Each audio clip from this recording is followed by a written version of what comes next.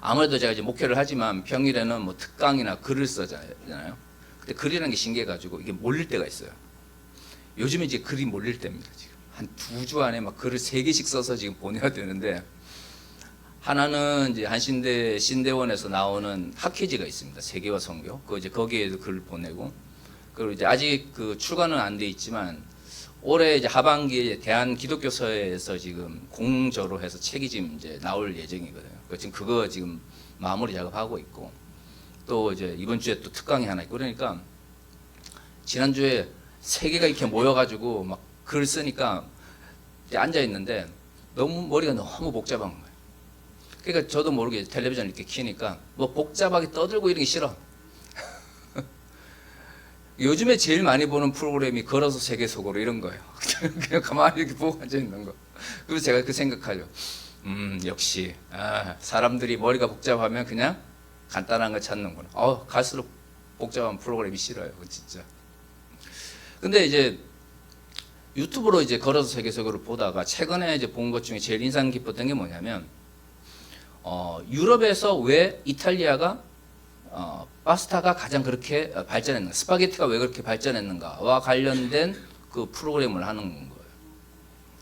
그러니까 우리는 그 동북아시아, 그러니까 한중일이라고 대표해지는 동북아시아에 살아가니까 우리나라에 영향을 가장 많이 미친 면 문화, 특히 건면 문화라고 하는 것은 중국에서 넘어오는 경우가 많고, 또 현대적 의미의 우리나라 사람들이 즐기는 그 면 문화는 또 일제 강점기에 일본에서 또 수입된 것도 많기 때문에 그런 것들이 복합적으로 지금 우리나라에 나타나는데, 그 프로그램에서 그러는 거, 중국인 출신 그 셰프가 나와가지고 과연 이제 유럽에서 지금 즐기고 있는 면 문화도 그럼 중국에서 왔을까요? 이러면서 이제 프로그램을 하더라고요. 그 프로그램에서는 그렇게 이야기를 해요. 이탈리아를 중심으로 유럽의 면 문화가 가장 발전했고 실제로 지금 가장 많이 면을 소비하는 나라도 이탈리아인데, 이 이탈리아의 면 문화는 중국에서 넘어온 것이 아니라 9세기에 이슬람이 시칠리아라고 하는 지역을 침범하면서 한 200년 정도 거기를 통치를 하게 되는데, 그 200년간의 통치 기간 동안 이슬람 문화가 넘어와서 유럽식으로 정착된 거라고 하더라고요. 근데 재밌는 건 지금 이탈리아는 굉장히 뭐 스파게티나 파스타가 발전했는데, 그때 이제 영향을 줬던 이슬람 문화 속에서는 면 문화가 그렇게 발전하지 않았다라는 거예요. 근데 왜 이제 특히 시칠리아를 중심으로 하는 이탈리아 남부 쪽에서 이런 면 문화, 특히 스파게티가 발전했느냐라고 할 때 그 프로그램에서는 그렇게 이야기를 하는 거죠. 유럽에서는 이런 특히 이탈리아와 같은 유럽 남부 쪽에서는 이런 듀런 밀이라고 하는 밀이 굉장히 이제 넓게 재배가 된다라는 거예요. 특징이 뭐냐면, 이걸 빻아가지고 빵을 만들면 입자가 너무 굵기 때문에 빵을 만들기에는 적합한 이런 밀이 아니에요.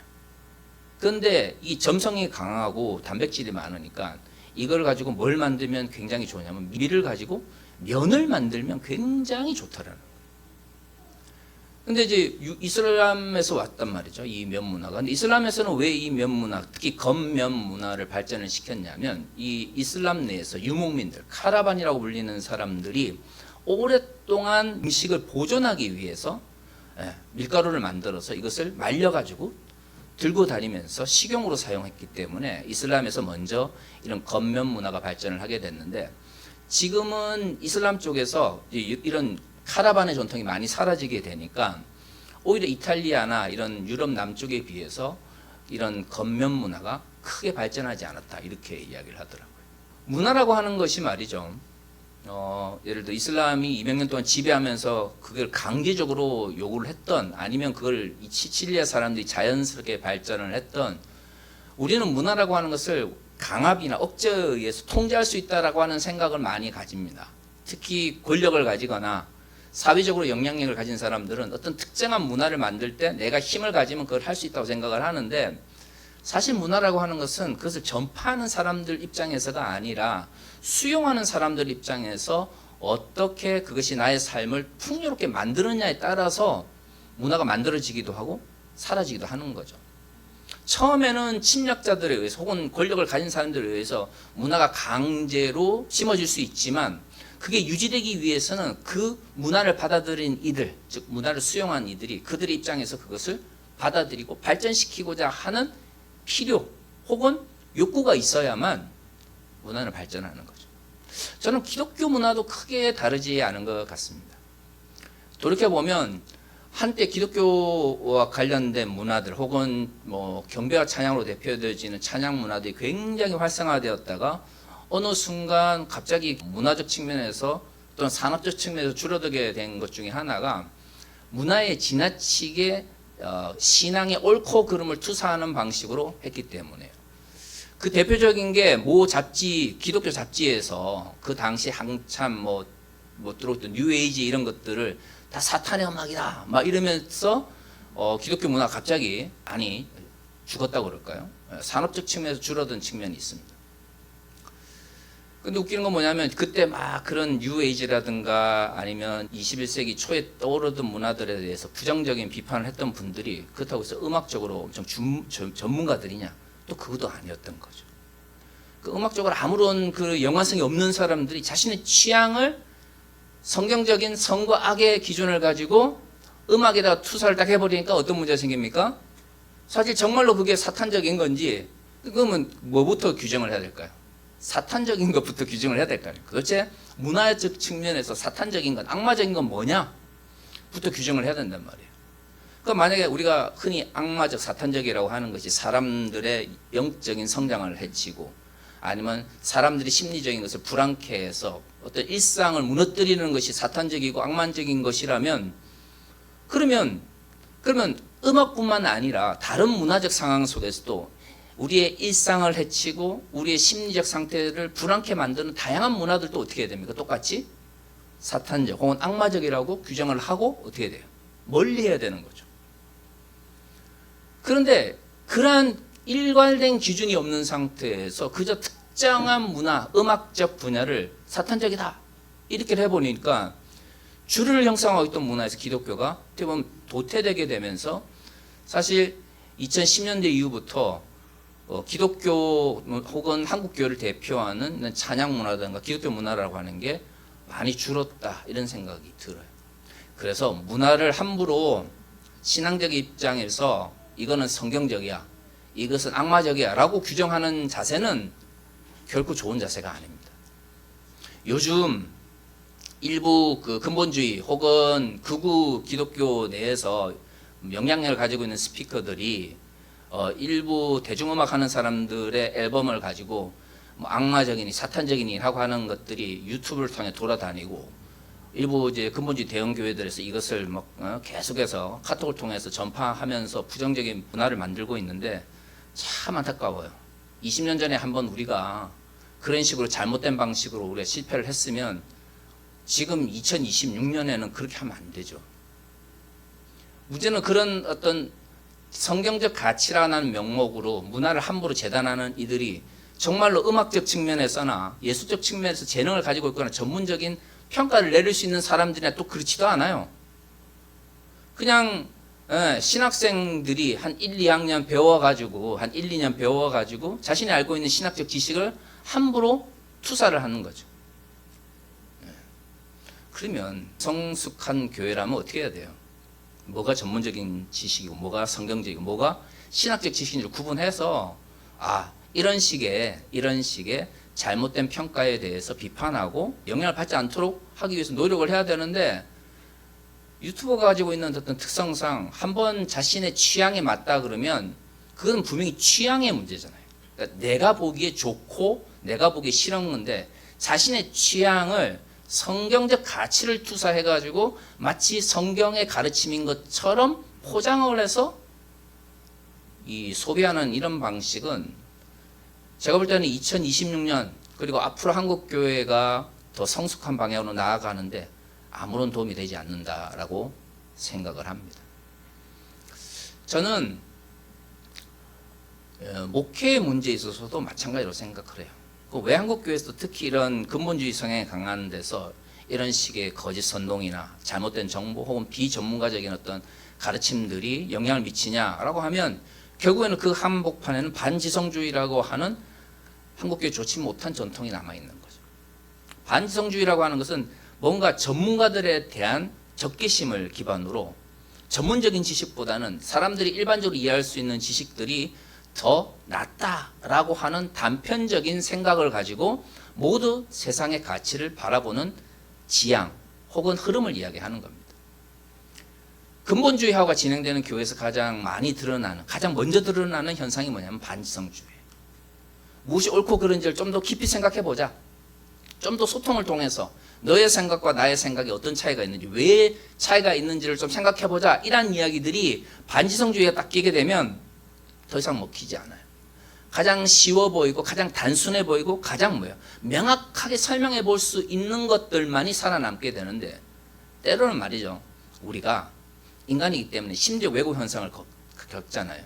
예를 들어 아무리 좋은 이야기를 해도 내 마음이 그 좋은 이야기를 받아들일 준비가 안 돼 있으면 다 잔소리죠. 예.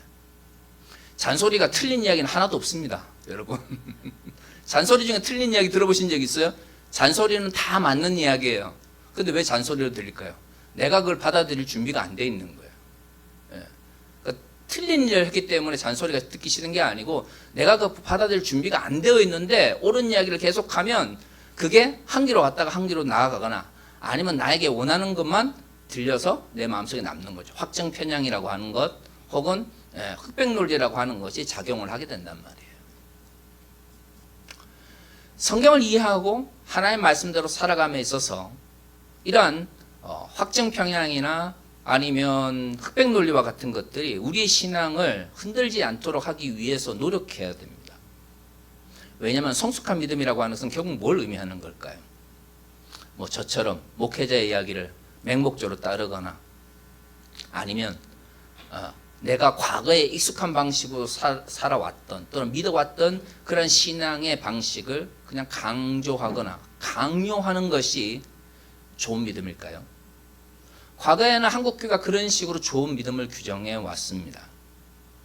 물론 목회자로서의 사명의식, 소명의식이라고 하는 건 분명히 의미가 있습니다. 쭉 돌이켜보면 여러분과 함께 해왔던 이 많은 시간들 중에 항상 좋은 일만 있었던 건 아니잖아요. 그럼에도 불구하고 그 모든 어려움들을 여러분과 함께 이겨낼 수 있었던 것은 결국에는 주께서 나를 이곳에 보내셨다라고 하는 소명의식이 가장 컸어요.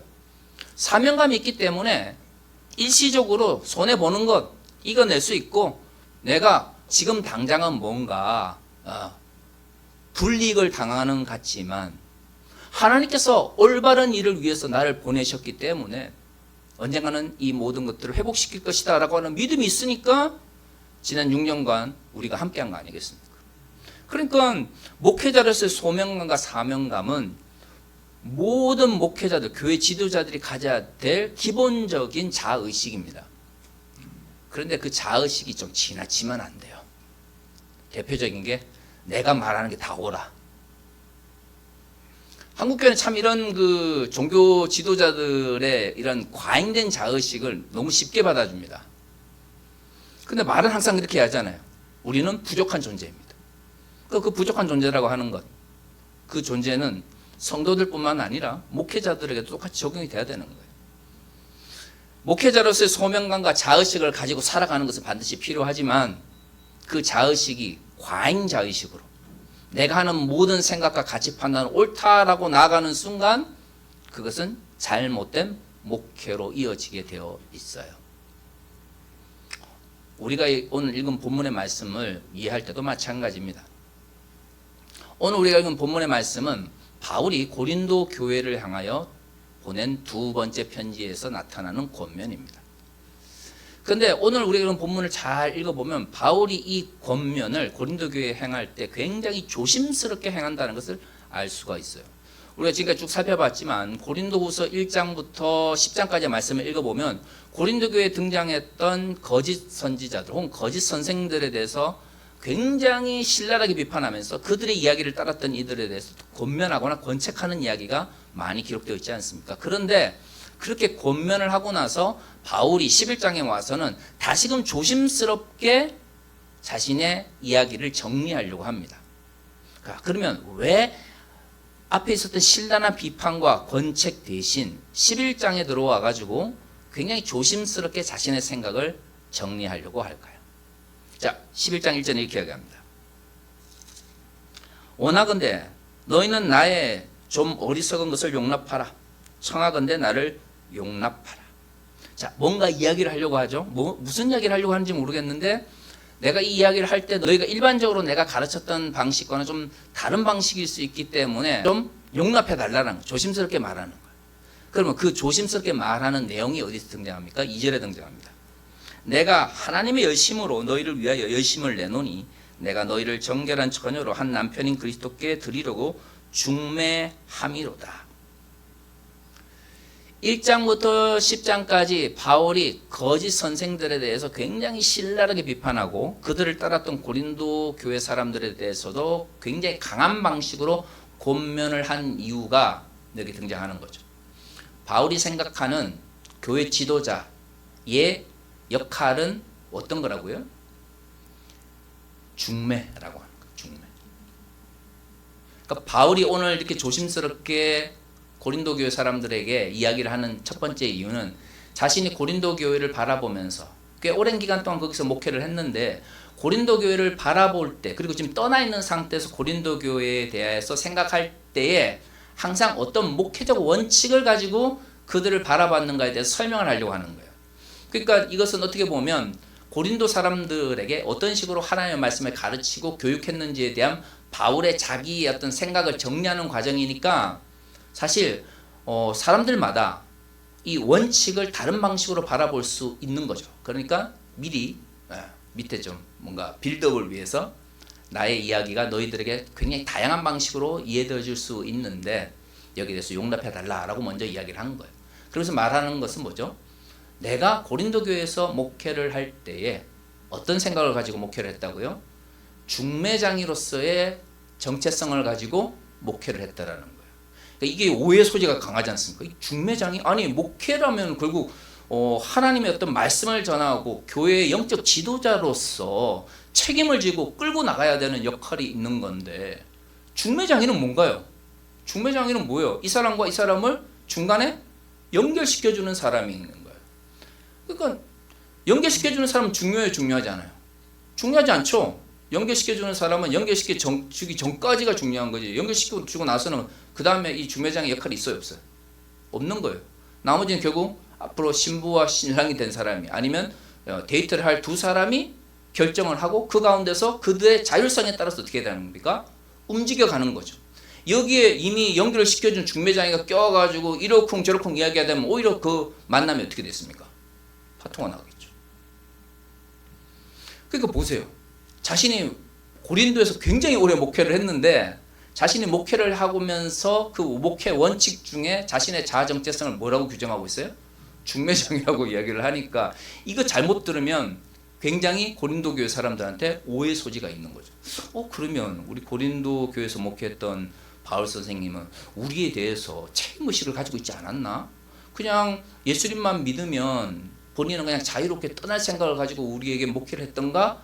이런 오해 소지가 있으니까 이 이야기를 하기 전에 자신은 중매장이로서의 정체성을 가지고 목회를 했다라는 이야기를 하기 전에 11장 1절에서 너희가 나의 이야기를 좀 귀담아 듣고 뭔가 좀 이상하게 들릴다 할지라도 어떻게 해달라고요? 용납해 줬으면 좋겠다라고 하는 이야기를 다 깔고 나서 11장 2절에 중매장으로서 역할을 하는 거예요. 근데 저는 이게 예를 들어 두 사람이 만나고 나면 나는 더 이상 책임을 지지 않아도 돼. 내가 목회를 하지만 그 목회에 대한 책임은 나에게 있는 게 아니야 라고 하면서 무책임한 어떤 자세를 강조하기 위한 것은 분명히 아닐 거예요. 그러면 도대체 이 목회의 원칙, 고린도 교회에서 바울이 지키고자 했던 목회의 원칙을 굳이 중매장이로서의 역할로 묘사한 이유가 뭘까요? 궁극적으로는 목회라고 하는 것이 뭘 의미하는 겁니까? 목회를 하는 사람이 끝까지 목회하는 사람에 의존하는 사람들을 만드는 것이 목적이 아니라는 것을 말하는 거죠. 여기서 신랑은 누구예요? 예수님이죠. 예수님이에요. 근데 왜 신부를 소개시켜줍니까? 그러니까 지금이야 뭐 우리가 자유연애잖아요. 오히려 부모님들이 나서가지고 뭐 이러쿵 저러쿵 하면 더 짜증냅니다. 네. 막 자꾸 선보라고 그러면 막 스트레스 받잖아요. 그죠? 예. 근데 예전에 이건 2000년 전 문화예요. 2000년 전에서 만약에 남자든 여자든 부모님의 허락 없이 혹은 부모님이 요구한 중매장애의 어떤 연결 없이 자유연애를 했다 그러면 어떻게 됐을까요? 죽었어요. 죽거나 쫓겨납니다. 그거는 그 문화 속에서는 도저히 가능하지 않은 거예요. 정상적인 결혼은 부모님을 거치거나 부모님이 소개해준 중매장애를 거쳐서 연결되어지는 거예요. 굳이 만약에 특정한 사람을 원한다 그러면 부모님께 요청해서 부모님이 중매장애를 통해서 그 중매장애가 다른 부모님을 통해서 부모님이 또 다른 자녀들을 통해서 연결되는 것이 당신의 문화 속에서는 당연한 것이었어요. 그러니까 중매장애라고 하는 것이 지금처럼 우리나라처럼 중매 문화가 발전했던 나라처럼 뭐 그냥 중간에서 아는 사람들이 대충 연결시켜주고 난 빠질게 이런 문화가 아니라 이 문화 속에서 중매장애라고 하는 것은 가문과 가문을 연결시켜주는 역할을 하는 거예요. 그러니까 단순히 개인적인 자유연애가 아니라 가문과 가문이 만난 결혼이기 때문에 그 역할, 그 중간에서 이 가문과 가문을 연결시켜주는 굉장히 사회적으로 중요한 역할을 감당하고 있었던 거죠. 그러니까 바울이 말하는 중매장애라고 하는 것은 2000년 전 로마 문화 속에서 혹은 그리스 문화 속에서 가문과 가문을 연결시켜주는 중개자로서의 역할을 먼저 생각을 해야 하는 것이죠. 그러고 나면 어떻게 될까요? 가문과 가문이 만나서 그 결혼을 이끌어가는 거죠. 그 당시의 문화 속에서. 그러니까 함부로 뭐 중매장애 연결시켜줬는데 마음에 안 든다고 해서 파토를 내거나 한쪽에서 일방적으로 무시하거나 이런 행동들 자체가 가문을 뭐 하는 거예요? 무시하는 걸로 받아들이지는 거예요. 그러니까 중매장애의 역할은 단순히 두 사람이 만나서 너희들 알아서 해가 아니라 이 가문과 이 가문이 적합한지 이 가문에게 청혼에 대한 이야기를 했을 때에 이 두 가문이 그 지역 내에서 긍정적인 에너지를 낼 수 있는지와 같은 굉장히 사회적인 것들을 많이 생각해야 되는 거죠. 그러니까 여기서 말하는 중매장애라는 역할이라고 하는 것은 현대적 의미, 특히 한국적 의미의 중매장애로서의 가벼운 역할이 아니에요.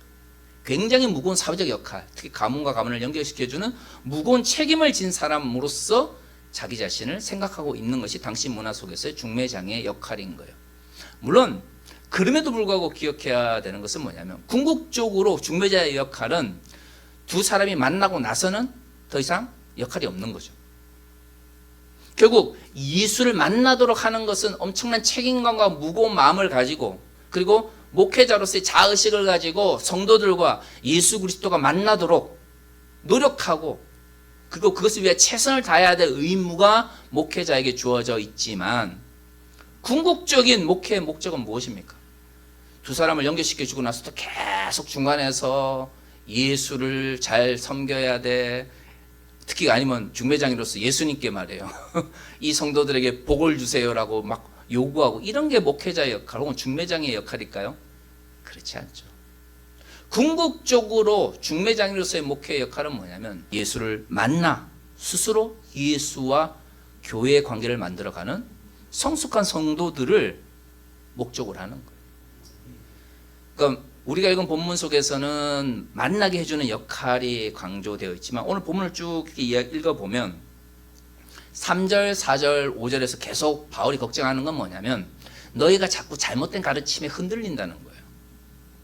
생각해 보세요. 만약에 이 중매장애의 역할이 신랑과 신부가 만나고 예수와 성도들이 만나서도 계속해서 그 중재자의 역할로서 마치 예수님과 성도들이 만나지 못한 상태에서 예수님을 대신해 가지고 성도들에게 신앙을 심어주고 끌고 가는 역할이라고 그러면 3절 이하에 등장하게 되는 뱀의 관계로 인하여 흔들리는 성도들, 가짜 가르침, 본인이 전하지 않은 가르침, 본인이 전하지 않은 복음을 듣고 흔들리는 성도들을 이해할 수 없죠. 왜냐하면 그냥 계속해서 목회자로서 아니면 권위적인 어떤 주체로서 끌고 가면 되죠.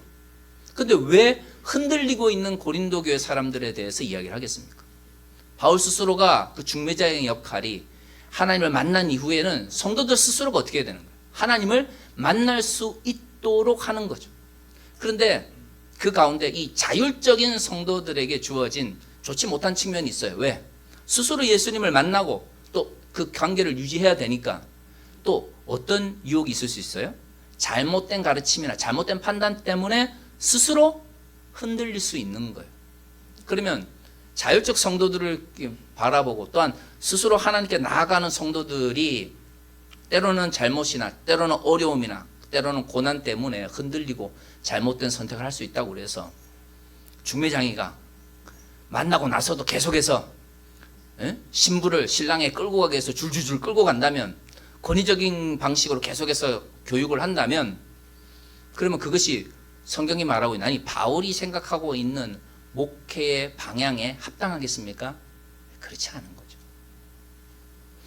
오늘 우리가 읽은 본문의 말씀 6절 이하를 살펴보면 바울이 흔들리는 고린도 사람들을 보면서 너희들 믿음이 참 약하다 이렇게 말하지 않고 자신의 부족함에 대해서 이야기를 합니다. 5절을 보면 자기는 다른 사도들과 비교해 봤을 때 복음을 전하기에 충분한 자격이 있는 사람이라고 자기는 생각하고 있는데, 6절을 보면 자신이 가지고 있는 좋지 못한 하나의 뭐랄까요? 약점이 있어요. 그게 뭐죠? 내가 말을 잘 못하는 사람이에요. 지식적으로는 그 어느 누구보다도 예수 그리스도에 대해서 명확하게 전달하고 잘 전달할 수 있는 사람이지만, 본인 스스로를 생각할 때 자기 자신을 어떻게 평가하고 있어요? 나는 말을 좀 잘 못하는 것 같아 라고 하는 자의식을 가지고 있는 거예요. 요즘에 뭐 목회자가 막 말을 잘 못한다고 생각해요. 설교를 듣는데 설교에서 막 버벅대고 뭐 용납이 될까요? 참 2000년 전에는 그런 의미에서는 참 그 성도들의 마음이 넓었던 것 같아요. 물론 이게 이제 상대적이죠. 저는 이 바울이 스스로를 말을 잘 못하는 사람이라고 규정했다는 것 자체가 너무 신기한 게, 이 사람처럼 배울 만큼 배우고 이렇게 복음을 열심히 전했던 사람이 말을 잘 못했다라고 하는 스스로를 평가하고 있는 거 보면 좀 이상하긴 해요. 근데 어떻든 바울은 이 고린도 후서를 쓸 때까지만 하더라도 스스로를 말을 잘하지 못하는 사람이라고 하는 자의식을 가지고 있었던 거죠. 그러니까 그렇게 흔들리는 모습을 보면서 내가 예수를 가르치기에는 충분한 지식을 가지고 있지만 그들에게 잘 전달하지 못했나? 라고 스스로를 어떻게 해요? 자책하는 모습을 보여주고 있는 거죠. 바울은 그 어떤 경우에도 권위적이거나 아니면 예수의 자리에 앉아서 성도들을 끌고 가자고 하는 교회 지도자가 아니었어요. 그는 스스로를 중매장이로서의 정체성을 가지고 생각을 하고 있었고, 궁극적으로 목회의 목적은 성도들이 예수를 만나서 변화되고 그들 스스로가 하나님께로 나아가는 그러한 교회의 모습을 꿈꾸었던 것이죠. 이게 2000년 전에만 유효한 목회의 원칙일까요? 저는 그렇지 않다고 생각을 합니다. 성도들이 신랑이신 예수 그리스도를 만나 그들의 삶 가운데서 예수 그리스도의 말씀을 실천하도록 하는 자율적인 신앙인을 양육하고 교육하는 것이 진정한 의미의 목회의 목적이어야 하는 것이죠. 물론 오늘 본문에 있는 2000년 전 고린도 교회에서도 그런 자율적인 성도를 지향했던 바울의 목회는 어려움을 겪기도 하고, 때로는 실패한 것처럼 보이기도 하고, 때로는 고난 때문에 흔들리는 것처럼 보일 수도 있습니다. 하지만 바울의 이후의 편지들 속에서도 알 수 있는 것처럼 바울은 이 고린도 전후서뿐만 아니라 자신이 쓴 다른 편지 속에서도 그 어떤 경우에도 권위적인 형태의 교회 지도자의 모습을 보이지 않았어요. 그는 적어도 목회에 있을 만큼은 자신의 분명한 역할에 대한 자의식을 가지고 있었고 자기 정체성을 가지고 목회를 해 나갔던 것이죠. 그러면 2000년 전뿐만 아니라 2026년을 살아가는 우리도 궁극적으로 이 교회가, 그리고 제 자신에게 목회 원칙을 물어본다면 무엇을 꿈꿔야겠습니까? 때로는 흔들릴 수 있고, 때로는 실패하는 것처럼 보일 수 있고, 때로는 위태해 보이는 것처럼 보일 수 있습니다. 그러나 그럼에도 불구하고 우리는 자율적인 그리스도인을 꿈꾸면서 나가야 합니다. 그 과정 속에서 일시적으로 훈련할 수 있죠. 피아노나 악기 하시는 분들 보면 너무 자유롭게 연주하는 것 같잖아요. 그렇지만 그렇게 자유로워 보이는 연주를 하기 위해서는 얼마나 많은 반복된 훈련이 있었겠습니까? 교회가 훈련을 필요로 하고 교육이 필요한 이유는 자유로운 신앙을 꿈꾸는 사람들이 있기 때문입니다. 반복된 훈련을 통해서 궁극적으로 어디로 나가야 됩니까? 그 반복에 멈춰서는 것이 아니라 그 반복된 훈련을 통해서 궁극에는 뭘로 나가야 돼요? 자율적인 존재로서 나아가도록 하는 것이 교회 교육의 목적이어야 하는 것이죠. 지금 당장의 일시 현상이 아니라 방향과 올바른 형태의 목표와 지향을 가져야 하는 것이 목회 원칙을 세우면서 가장 중요한 것입니다. 사랑하는 성도 여러분, 우리 교회는 어떤 그리스도인을 꿈꿉니까? 목회 원칙은 저 많이 가져야 되는 것이 아닙니다.